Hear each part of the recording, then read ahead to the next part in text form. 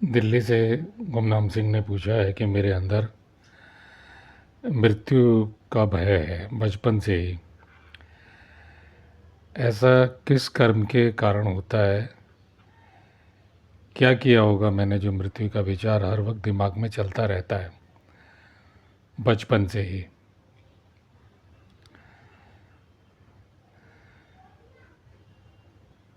प्रिय, ये सवाल आपने किसी और से पूछा होता तो वो शास्त्रों की जो कर्म भोग चक्र की परंपरा है या गरुड़ पुराण है या कोई और ग्रंथ से आपको तुरंत उत्तर दे देता। शास्त्रों में सब कुछ लिखा हुआ है, लेकिन सारे उत्तर किस ग्रंथ में, किस पुराण में कहाँ मिलेंगे, वो ढूंढने की बात है। मैंने हमेशा कहा है कि शास्त्र कोई भी पढ़ सकता है, लेकिन उसे समझने की जो योग्यता है, जब तक अंतर योग्यता जागृत नहीं होती है तब तक शास्त्र की अलग अलग व्याख्याएं लोग करते हैं। और अंतर चेतना गुरु की कृपा से जागृत होती है तो, और उनके बताए हुए, उनके द्वारा जागृत की गई चेतना और शिष्य की साधना, काल ज्ञान सिद्धि के द्वारा त्रिकाल ज्ञान के बारे में मैं बता चुका हूँ। वो ऋषियों को होती थी और आज भी ऐसे लोग हैं, किंतु वो लोग छुपे हुए हैं। आंशिक काल ज्ञान ये तो बहुत लोगों को होता है और इस समय भी है। तो सीधा सा जवाब,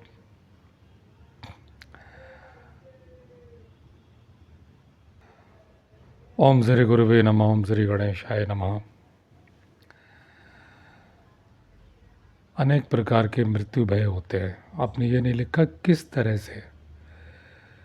अब मृत्यु भय कौन सा? खाली मृत्यु का विचार आता है कि मैं मर जाऊंगा। मिलते जुलते सवाल मुझसे बहुत सारे और लोगों ने भी पूछे, वो मैंने नोट कर लिए। और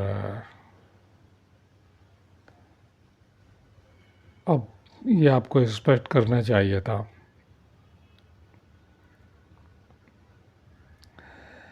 कि किस बात से आपको मृत्यु भय लगता है। चलिए, उस पर एक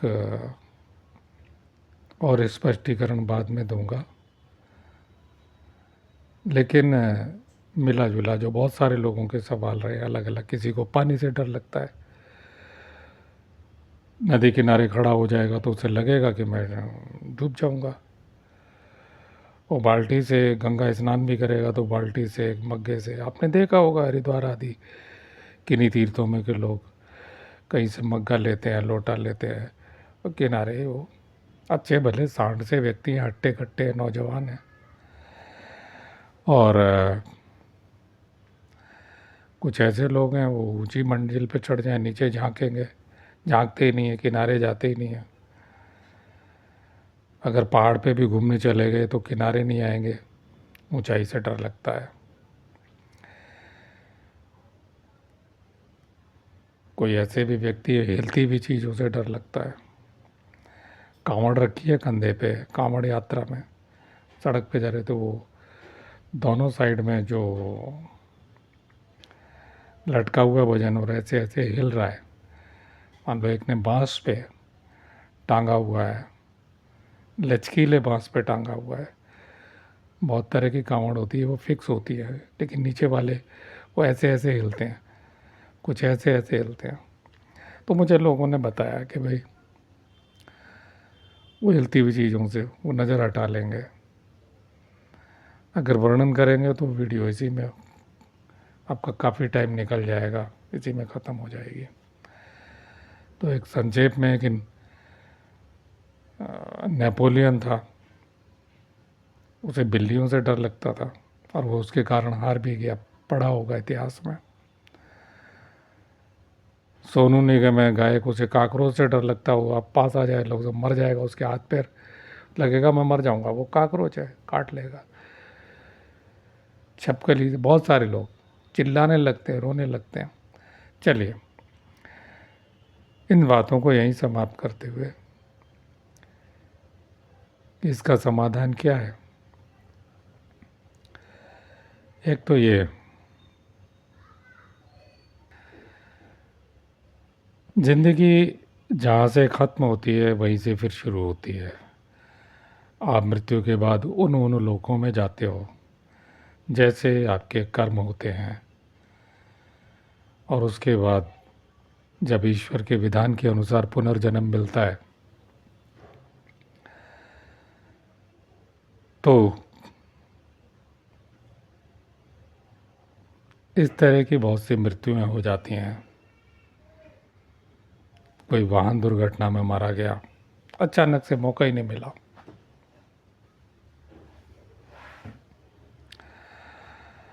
और कोई जहर से मर गया, कोई ऊंचाई से गिर के मर गया, कोई पानी में डूब के मर गया, कोई गोली से, किसी शस्त्र से, तलवार से। तो जो आखिरी स्मृतियाँ होती हैं वो जन्म के बाद शुरू हो जाती हैं।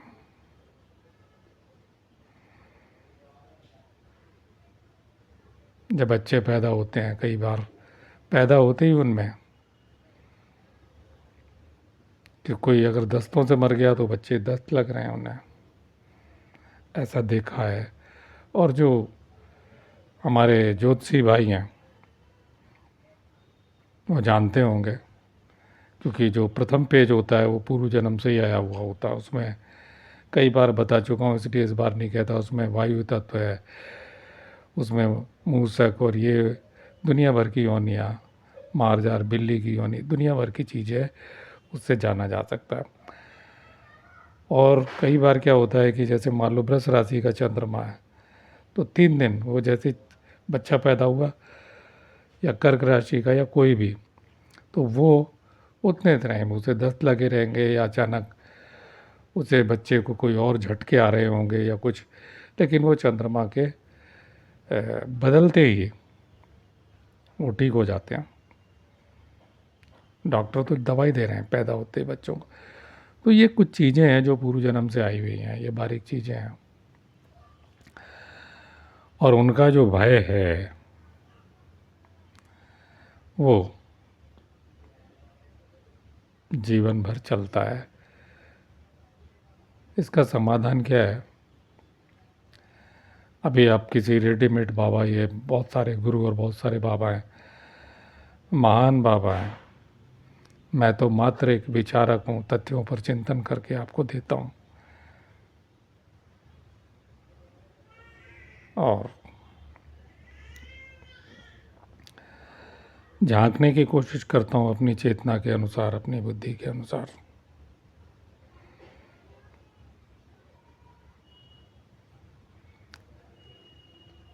और मेरी मन स्थिति होती है, आपको और भी लिखना चाहिए था ना, पूरी बात आपने नहीं लिखी।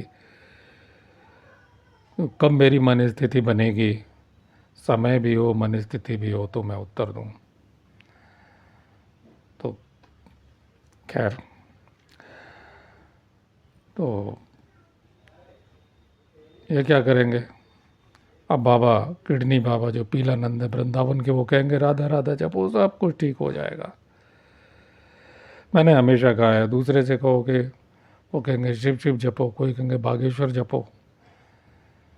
उनको हो गया या उनका कल्याण हो गया, वो आपके लिए नहीं है।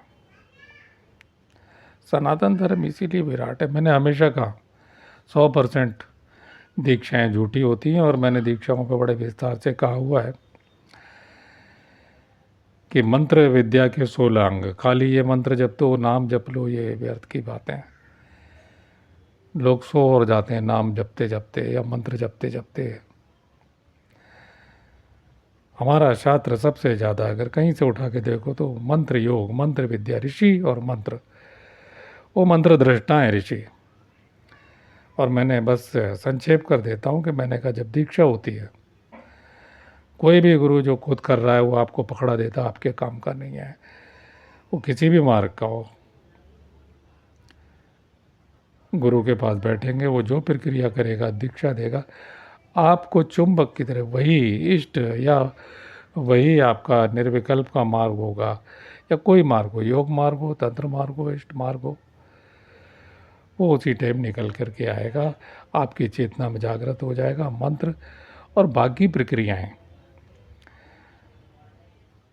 जितने अंग पद्धतियां हैं, षोडश अंग जो मंत्र विद्या है, वो सारी बताएगा। और आप अगर विधिवत साधना कर रहे हैं, जिन लोगों को कुछ शक्तियाँ जागृत हो जाती है, वो भी अंश मात्र है, उस पर वो बहुत प्रसिद्ध हो जाते हैं वो लोग। तो अब एक आत्म कल्याण के मार्ग पे चलता है और दूसरा प्रचार के मार्ग पे चल देता है। ये अपनी अपनी प्रवृत्ति है मनुष्य की, मानसिक चेतना है उसकी किस तरफ जा रही है भाई। तो मुझे आपको ये समझाना है कि एक जो धाराएं चली आ रही हैं, बहुत से लोग हिप्नोटिज्म जानते हैं, टेक्निकल हिप्नोटिज्म से भी, और ये मानसिक माइंड रीडर हैं बहुत से, जो मैंने इनका जिक्र कर दिया है, मानसिक शक्ति वाले बहुत कुछ कर रहे हैं। पिछले वीडियो देख लें, उनकी शक्तियों की एक सीमा है।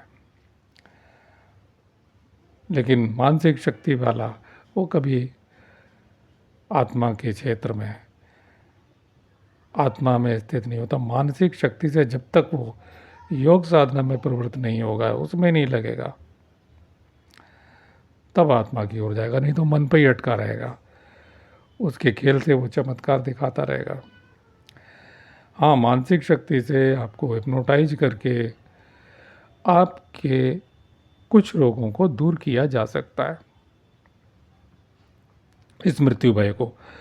कई बार मैंने देखा कि ऐसे लोग उन माइंड रीडरों से, मानसिक शक्ति वालों से इस तरह के मृत्यु भय दूर करवा के आए और वो साल 6 महीने ठीक रहे, और फिर जब उनकी कुंडली में पितरदोष आया या कालदर, पितरदोष तो है ही, वो जन्म से ही है, लेकिन जब जब वह ग्रह दशाएं होती हैं तब तक व्याघात योग हो, व्यतिपात योग हो, या अन्य जो योग दोष हैं, या वो सर्प योग दोष हो, मूल दोष हो, वो सक्रिय हो जाते हैं। चक्र घूमता रहता है, कब कब वो ग्रह दशाएं होंगी, उसका दुष्प्रभाव होगा। वो शादी से पहले, शादी के बाद, नौकरी में, या किशोर अवस्था में, बाल्यावस्था में, कभी भी सक्रिय हो जाएगा। अब विद्वान ज्योतिषी है और ज्ञानवान ज्योतिषी है, तो वो उन दोषों के दूर करने के उपाय आपको बताएगा। दोनों में समझ लीजिएगा अंतर, विद्वान ज्योतिषी और ज्ञानवान ज्योतिषी, और आत्मशक्ति संपन्न ज्योतिषी, ये अलग अलग परिभाषाएं हैं, समझने की कोशिश करें।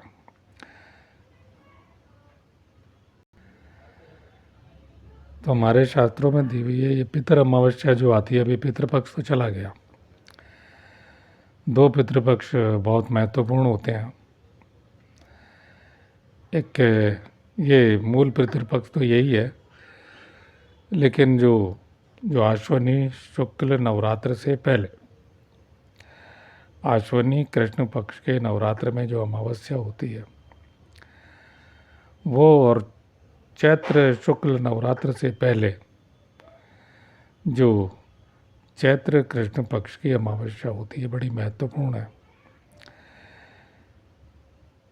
इनमें जिन्हें हम पितर कह रहे हैं, पितर लोग तो बहुत कम पहुंचते हैं, और अन्य दिव्य लोकों तक बहुत कम लोग पहुंचते हैं, उच्च लोकों तक, दिव्य सर्वोपरि लोकों में से हैं।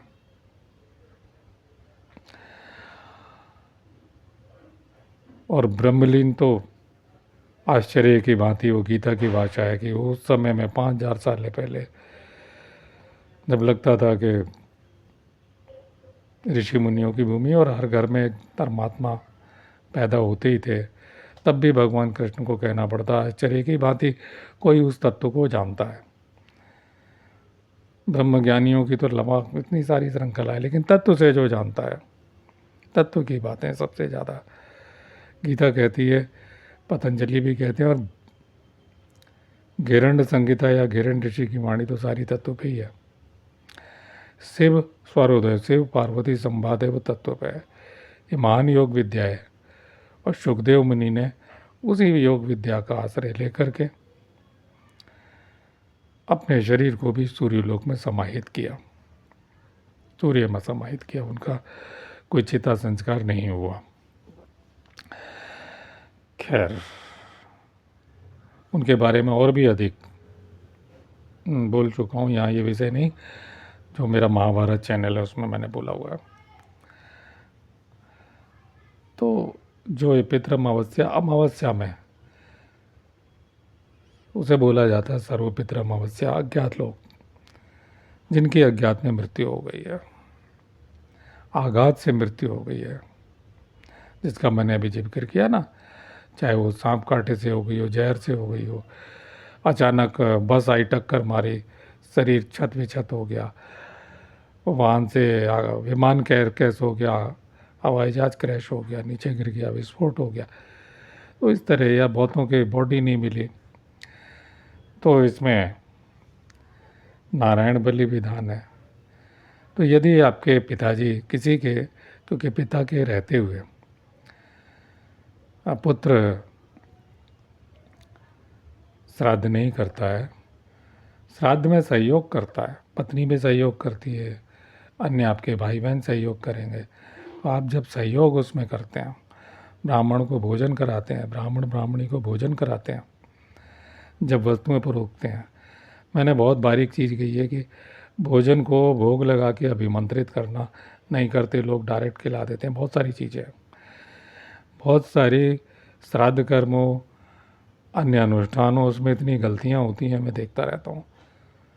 जल का विधान है, तिल का विधान है, संकल्प की गलतियाँ और मानसिक एकाग्रता। अगर हमारा प्राण तत्व जो साधक है, अब मैं थोड़ी साधक की बात कर लूँ, जो साधक है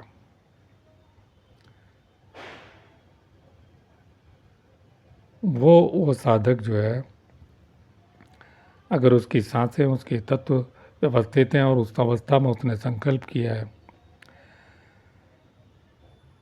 तो उसे उस श्राद्ध का बहुत बड़ा फल मिलने वाला है अपने पिता के साथ, क्योंकि पिता तो संकल्प पिता करेंगे, मूल संकल्प पिता करेंगे। जो श्राद्ध की 16 पूड़ियाँ बनाई हुई हैं, जो वस्तुएं मैंने बताया है कि कौन सा फल, कौन सी सब्जी, उसमें दही का महत्व, घृत का महत्व, घी भी किस प्रकार का, मैंने सब कुछ उसमें बताया हुआ है, कभी और बता देंगे। अभी हम मृत्यु भय पे आते हैं, हम ये मान लेते हैं कि पूरे विधि विधान से कर दिया गया और बहुत बड़ी श्रद्धा के साथ। तो यदि पिता जीवित हैं या बड़े भाई जीवित हैं तो उनके साथ सहयोग करते हैं। एक अतिरिक्त संकल्प आप भी कीजिए कि मैं जो भोजन में निवेदन कर रहा हूँ अपने बड़े भाई के साथ या अपने पिता के साथ, मेरा मृत्यु भय दूर हो जाएगा। आप आश्चर्य की भांति देखेंगे कि ब्राह्मण देवता भोजन करके गए या ब्राह्मण ब्राह्मणी के दोनों का कराना चाहिए। ब्राह्मणी जो होती है वो जो कुल की हमारी पूर्वज स्त्रियाँ होती हैं उनके लिए, और जो ब्राह्मण देवता होते हैं वो कुल के जो हमारे पूर्वज होते हैं, पुरुष पूर्वज होते हैं, उनके निमित्त। तो इन तमाम सारी चीज़ों का व्यवहार करते हुए तो मृत्यु भय साथ चला जाता है। एक और बारीक और गंभीर बात है कि हमारा उन पितरों से अब वो शरीर नहीं है, संपर्क टूट गया, हम पितरों का विसर्जन कर देते हैं। हम लास्ट में ये बोलते हैं, सबसे अंत में, अगर हम वस्त्र और दक्षिणा देकर के विदाई करते हैं उनको जाने का उनका मुँह किस तरफ होना चाहिए, बैठाने की दिशाएं, बड़ा सब कुछ। तो आपका मुँह किस तरफ होना चाहिए, बहुत बारीक चीज़ें हैं। कुशल ब्राह्मण, जो श्राद्ध को 2 ब्राह्मण कम से कम होने चाहिए, या आप खुद ब्राह्मण भाई हैं तो अपने और नहीं सीखा है, नौकरी आदि करते हैं, तो कम से कम उन ब्राह्मण भाइयों को कहना चाहता हूँ कि अपनी संस्कृति को बरकरार रखें। किसी विद्वान से, किसी ज्ञानवान के संरक्षण में जाकर संकल्प आदि क्रियाएं सीख लें, तो अनुष्ठान, श्राद्ध अनुष्ठान कराने वाले की ज़रूरत नहीं पड़ेगी। जो भोजन कर रहा है कई दफ़े वही संकल्प कर लेता है, वो उसका अपना संकल्प है। जो खाने आया, जो भोजन ग्रहण करने आया है, जो ब्राह्मणी ग्रहण करने आई है। और मैंने ये भी कहा है कि सदाचार संपन्न ब्राह्मण जो उस भोजन को के महत्व को समझे, और बहुत सारी चीज़ें मैं पहले बोल चुका हूँ, उसकी पुनरावृत्ति नहीं करना चाहता हूँ। पितरों से संबंधित मेरे वीडियो देख लें, क्योंकि उसके बाद हम कहते हैं ना, तो दक्षिणा के बाद कि धातु मैं उत्सर्जय, कि अब मैं उत्सर्जन करता हूँ, मैं भूल जाऊँगा, और हम याद नहीं करते कि हमने क्या किया, ना उसकी चर्चा करते हैं। तो आश्चर्य की तरह बिल्कुल आपका मृत्यु भय चला जाएगा। आप सक्षम हो तो मौका हो, सुयोग्य सत्पात्र ब्राह्मण मिल जाए, सुयोग्य सत्पात्र ब्राह्मण मिल जाए, तो अन्य किसी अमावस्या पे भी करें, वो द्वार खुले हुए होते हैं। वो दोनों पक्षों को लाभ, आपका भी लाभ है, और वो उस श्राद्ध से ये अगला होगा कि दूसरे अन्य वीडियो में, अन्य रिकॉर्डिंग जब मैं करूँगा, कि प्रश्न पूछा है कि भाई चिता पे शरीर नष्ट हो गया तो वो ब्राह्मण को हमारा दिया हुआ गया भोजन कैसे वो ब्राह्मण के माध्यम से उन तक कैसे पहुँचेगा। खाना तो हम ब्राह्मण को खिला रहे हैं, तो हमारे पितर कैसे तृप्त हो जाएंगे, क्या संबंध है उनका। चलिए एक और बारीक बात, अब मैं विदाई की बात कर रहा हूँ कि धातु में उत्सर्जय, मैंने उत्सर्जन कर दिया, तो जब ब्राह्मण आशीर्वाद देते हैं, जब हम पैर छूते हैं विदाई के समय, हमने वो जो दान या दक्षिणा ब्राह्मण को दी है, अब हम ब्राह्मण देवता के पैर छू लेते हैं। देने के बाद उसका शरीर हमें छूना नहीं चाहिए। आप अन्य ब्राह्मण भोजन करा रहे हैं, उसमें ब्राह्मण का पैर छूते हैं विधिवत स्पर्श करके। तथ्य को समझिएगा, ये बहुत गलतियां हैं। तो कुशलता, निष्ठा, एकाग्रता, इसीलिए बहुत सारे श्राद्धों के हमें वो फल नहीं मिलते जो कि किए जाते हैं। हम देखते हैं तो बड़े प्रसिद्ध पंडित जी हैं, और वो जितने प्रसिद्ध पंडित जी होते हैं, कई बार उन्हें आता भी उतने लापरवाह, उनके साथ में बड़ी फौज चेले चांटों की होती है, बड़े नामी ग्रामी पंडित जी हैं। तो खुद उनका वो अपने कर्म के प्रति कितने निष्ठावान है, ये भी महत्वपूर्ण है। कितनी एकाग्रता, कि हम कहते हैं ना, जब हम कहते हैं ब्रह्म उत्तिष्ठन् तु भूत पिशाचा में, जब हम कहते हैं शाम अवरोधन ब्रह्म कर्म समारभे, तो वो ब्रह्म कर्म कर रहे हैं, ईश्वर के लिए कर रहे हैं। तो परमात्मा के लिए जब हम कुछ कर रहे हैं, तो संपूर्ण चेतना के साथ, हमारे मन में कोई और चिंता ना ब्राह्मण के मन में, और ना अगर हम वह कर्म कर रहे हैं तो हमारे मन में केवल एक निष्ठा, केवल श्रद्धा हमारे हृदय में होनी चाहिए, और बस। और विधान, 2 चीज़ें तो ये सीख लेना चाहिए। तो उस समय जब ब्राह्मण देवता, एक तो थोड़ा सा कुछ इंच दूरी, आप भूमि छुएंगे, माथा टेक लें, हम जैसे मंदिर में माथा टेकते हैं, प्रणाम कर सकते हैं। और ब्राह्मण देवता जब आशीर्वाद देंगे, या ब्राह्मणी जब आशीर्वाद देगी, तो आप जानिए कि ये इस तरह से दोनों हाथ उठा करके आपके सर पे हाथ ना रख दें, आशीर्वाद दें, क्योंकि वो पितर अब उच्च लोगों से आशीर्वाद आपको दें। तो ब्राह्मण प्रतिनिधि है, माध्यम है। और क्योंकि अगले मैं बताऊंगा वीडियो में कि भोजन और प्रक्रियाएं और पुण्य फल की प्राप्ति कैसे है। ठीक, तो यहाँ मृत्यु भय के लिए तो वो विदा होंगे और आपका मृत्यु भय चला जाएगा। तो एक और बात मुझे कहनी है, इस तरह के पितरों के लिए भक्तों के पास नहीं जाना चाहिए। कुछ भगतों पे सवारी आती है, उनके पास कुछ ऐसी शक्ति होती है कि वो बता तो देते हैं, आपके नाम वाम सब बता देंगे। आजकल तो दरबार इतने चल गए हैं, आपके पूर्वजों के नाम भी बता देंगे, तो आप आश्चर्यचकित हो जाते हैं। फिर उन्होंने टीम रखी हुई है ब्राह्मणों की कि हमारे यहाँ करा लो, उनकी फ़ीस है। तो ये सब आदमी का पैसा भी जाता है, नहीं लाभ होता। तो गए तो आप हैं कि इस वो और ज़्यादा उलझ जाते हैं। ये भक्तों के कार्य नहीं, विसर्जन है पितरों का। अगर वो प्रेत लोक में है, ज़्यादातर भूत प्रेत ही बन रहे हैं सब, साधनाएं नहीं हो रही हैं, उतना अच्छा आचरण नहीं है, तो हम लोग पितर बोल रहे हैं उन्हें। ठीक है, आप लोग पितर बोल रहे हैं उन्हें। उच्च कोटि के साधक हैं और वो दिव्य लोकों में, उच्च लोकों में चले गए हैं, तो भी मैंने बताया है कि चाहे वो देवलोक, ब्रह्मलोक और उच्च लोकों में चले गए हों, उनके पास उन्हें आपकी कोई ज़रूरत नहीं, तो भी हमारा कर्म है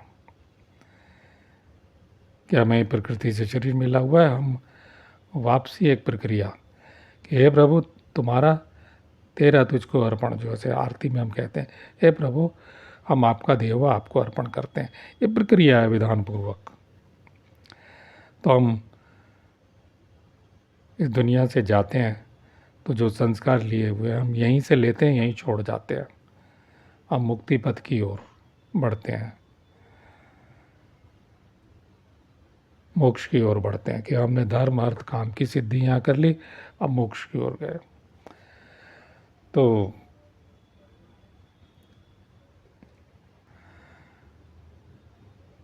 आप अगर भाग्यवान हैं कि आपको सही साधना मिली हुई है, तो साधना करने से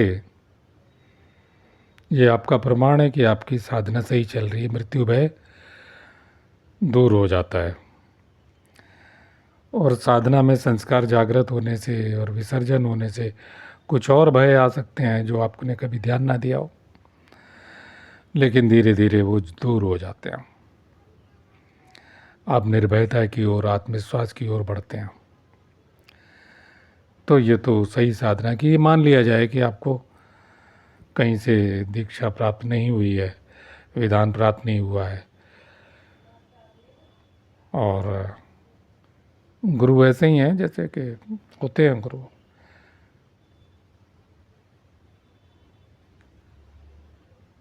गुरु मिल जाना अपेक्षित आपकी कामनाओं के अनुरूप। आप तंत्र मार्ग गए तो तंत्र के अनुसार, ऐसा नहीं कि काली तंत्र के नाम पे आपको कोई तंत्र की विधि, विज्ञान भैरव की वो सारी योग विधियां पकड़ा दे कि मैं तो तांत्रिक। लोगों को सबसे बड़ा धंधा है इस समय, गुरु बन जाना भी एक रोजगार जैसा धंधा है, एक कैरियर है।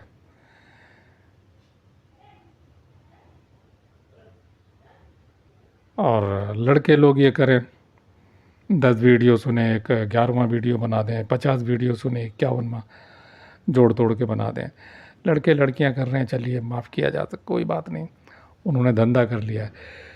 लेकिन जो लोग उम्रदार हो चुके हैं, 50+ के लोग हैं, मरने जा रहे हैं, एक ज़िंदगी जी ली है, वो कितने लोगों के व्यक्तित्व की हत्या कर रहे हैं। झूठी दीक्षाएं, झूठी सेवाएं लेकर के, क्योंकि कमा के नहीं खाना है किसी को, क्योंकि उन्हें धन चाहिए, उन्हें लड़कियां चाहिए संभोग करने के लिए, घरेलू औरतें चाहिए और प्रसिद्धि चाहिए। तो ये एक धंधा है। तो भाई जिसे नहीं मिला है सही गुरु, तो बचपन से आप जिसके प्रति श्रद्धा रख के आए हो, काली, दुर्गा, हनुमान, जो भी आपके देवी देवता हैं, और जागरूक करना चाहता हूँ, इन मुर्दों की, पीरों फकीरों की मज़ारों पे ना जाएं। अगर हिंदू भाई हो तो सर्वशक्तिमान हमारे देवता हैं, ईश्वर, वो ईश्वर उन्हीं के माध्यम से बह रहा है। सनातन ब्रह्म उन देवताओं का प्रकटीकरण है, वो साकार रूप है। आपको योग मार्ग में प्रवेश करना है तो आप मूल रूप से आत्मचेतना में प्रवेश करिए, जो आपसे आता है, जैसे जाता है, जब तक सही गुरु ना मिल जाए। तो आप कुछ भी करते हैं श्रद्धापूर्वक, उसका भी आपको फल प्राप्त होता है। आपने किसी एक देवता का आश्रय ले लिया है, काली, दुर्गा, हनुमान, जो भी आपको जिसके प्रति भी आपके मन में श्रद्धा होती हो, मिलेगा। हर क्रिया की प्रक्रिया होती है। आपके पुण्य उदय हो जाएंगे तो अच्छा गुरु भी मिल जाएगा। खैर, तो शास्त्रों में मैंने बताया कि लोग कहेंगे ये जप लीजिए, ये कर लीजिए, कोई ना कोई आपको मंत्र मिल जाएगा इन गुरुओं के द्वारा। एक ही मंत्र ज़िंदगी बदल देता है, एक ही विधान ज़िंदगी बदल देता है, और हम आगे आगे बढ़ते रहते हैं। फिर भी शास्त्रों में संपूर्ण भयों से रक्षा के लिए महामृत्युंजय विधान है।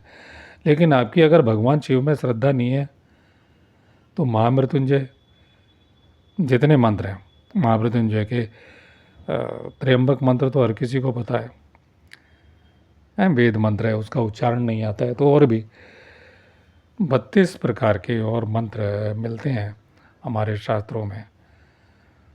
अब कौन सा आपके लिए है ये तो गुरु ही बताएगा, और आपकी चेतना क्या ग्रहण करेगी। फिर उनके विधान शुरू हो जाते हैं, उनके साथ यंत्र है, उनके साथ हर एक मंत्र का एक यंत्र होता है, उनकी प्रक्रियाएं, उनके तत्व हैं।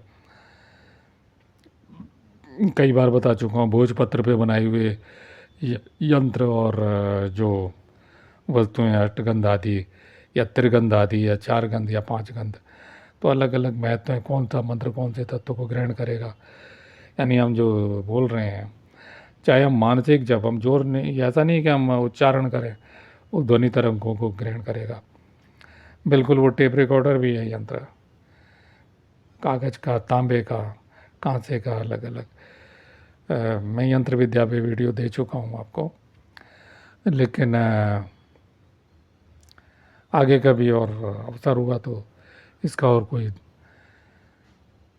ज़्यादा विवरण मैं और दे सकूँगा, अवसर मिला तो।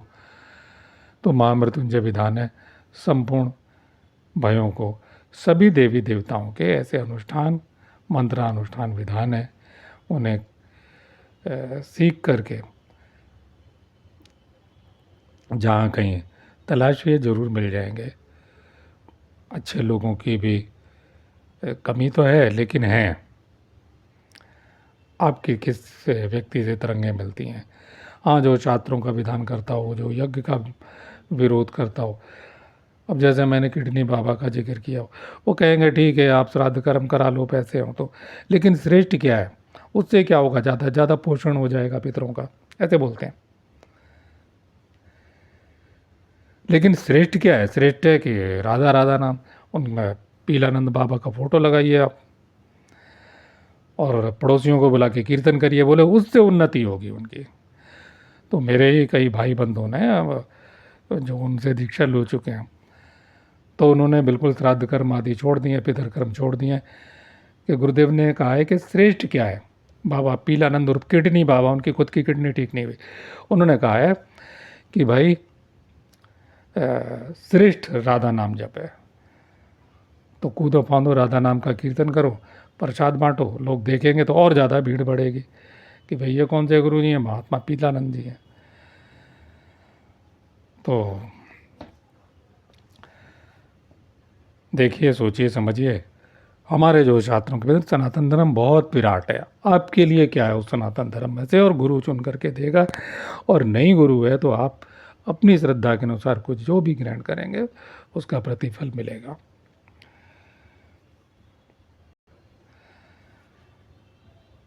जाते जाते एक बात और, हाँ, जाते जाते एक बात और कि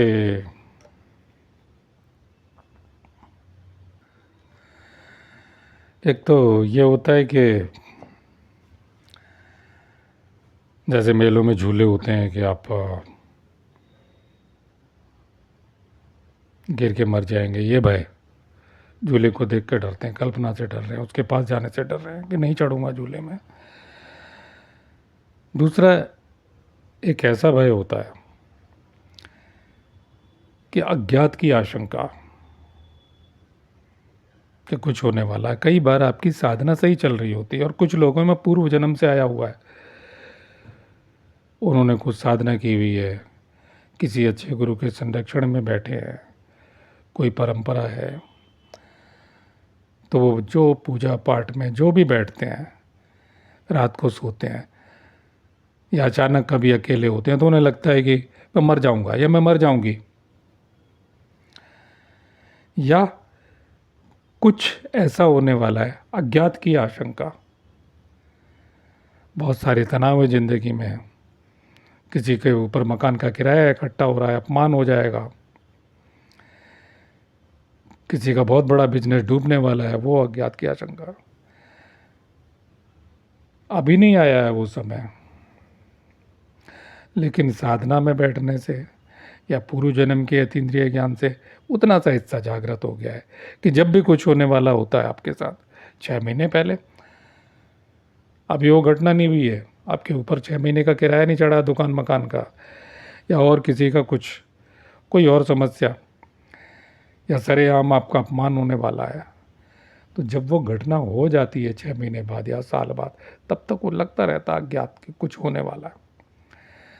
तो ये सब जब साधना होती है तो क्या होता है कि साधना के कारण वो बेचैनियाँ होती भी हैं और वो समाप्त हो जाएंगी नाम मात्र की, आप भूल जाओगे। और जब वो असली समय आएगा अपमान का या दुर्घटना का, तो साधना के कारण वो घटना मिटी तो नहीं, आपका बड़ा अपमान तो नहीं हुआ, अपमान हो जाना भी मृत्यु है, क्योंकि आदमी 1000 बार मरता है उसमें, घटना घट चुकी होती है।